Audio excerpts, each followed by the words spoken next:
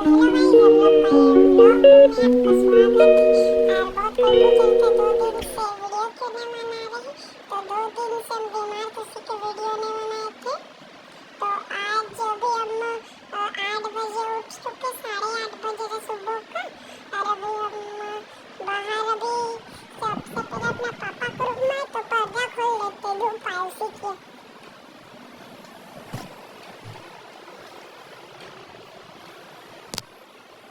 View आए उसी के, इसको खोल लेते, देख लीजिए।